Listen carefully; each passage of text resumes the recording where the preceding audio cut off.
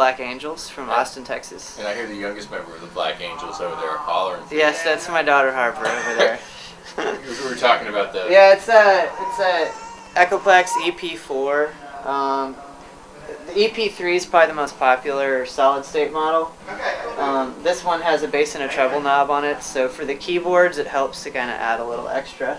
That's an older piece. I mean, you don't see those very often these Yeah, days. I think the EP4s are late 70s, early 80s. Yeah. It was the last Echoplex before the full tone, which is what Christian has over there. My name's Christian Bland, and I play with the Black Angels.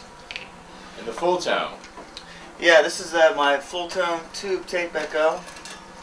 Really is amazing and reliable, and easy to change the tape. Full tone makes their own tape now, and it lasts probably about 3 months, and you got to replace it, but top. Yeah, these are my pedals here. Standard tube streamer. It's probably my favorite Overdriver of all time. I actually just recently got this other Overdriver. It's made by our buddy Oliver, who's in A Place to Bury Strangers, his band up in Brooklyn, New York. But he makes Death by Audio pedals. And is that the name of his company, Death by Audio? Death by Audio, They're yeah. out of Brooklyn? They're out of Brooklyn, yeah. And he makes several pedals. I want to hear the Fuzz War. Yeah, I'd like to check that out too. This Interstellar Overdriver, though, is,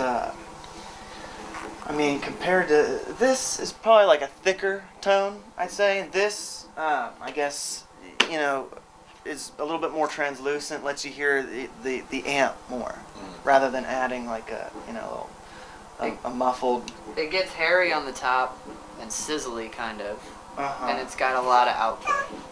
It's got that just volume. You can push it like a clean boost, or you can crank it like a fuzz, or a combo of both. It's pretty awesome. They're not that expensive either, right? They're they're like $180 for this. Yeah, so that's especially for like the kind of boutique stuff. That's average. Yeah, exactly. And it looks really cool. It's got huge knobs. Yeah, and the name Interstellar Overdriver, awesome. Let's see what else here. This is my 1967 Fuzz Face. That's another thing. You don't see many of those anymore. Yeah, this is when it's on, it's one of the loudest pedals I've got. Just screechy, not even playing. But it's an amazing fuzz that I don't think you can match with any other pedal. It's got its own unique sound. And it's not very good with playing chords, but single notes, man, it's the sweetest fuzz that I've ever heard. And then this is an old wah pedal. It's a V846. So it's I think this was probably made in 1968. But again, this compared to the new 847s that they have now, this just blows it out of the water. And this in conjunction with this, forget it, man. Psychedelic madness. Holy Grail Reverb. Each of us actually has one of these. These are standard protocol for the Black Angels. Whether it be vocals, guitar, bass. Yeah, it's just, it sounds sweet. On my Twin, I crank up the reverb usually all the way. And then I throw on a little bit more with the Grail. It's just surfy. This is my muff. I think this is probably the fuzz that I use most. It's, thick and creamy. And it's the same basic thing as the ones that used to be like army green. Exactly. Yeah. This is the Russian one, just like that green. And this is kind of been my standard thick fuzz. But I just recently got this experience because Kyle actually had one, and I was using it in the studio. Who makes these, dude? Prescription Electronics out of Portland, Oregon. Yeah.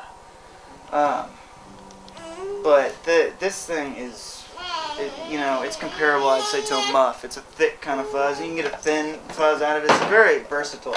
The swirly ones, if you can find them, are the original earliest ones that he made. And that would be right there. Yeah, and there's a prescription Overdriver over on my pedalboard.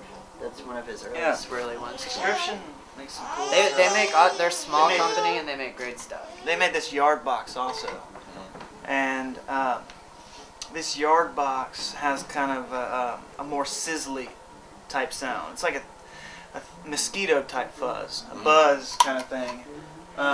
It's kind of almost like imitating an old, like, kind of vaguely defective amp. Yeah, exactly. Like Raspy. yeah. And this is another one of my favorite fuzzes, the Maestro fuzz. This is the fuzz that they used for Can't Get No Satisfaction, that riff.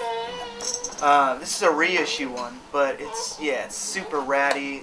It sounds like you spliced up your speakers. Just I mean, the reissues, if they build them to what the original specifications were, there's not a problem. Yeah, exactly. They just usually don't. yeah.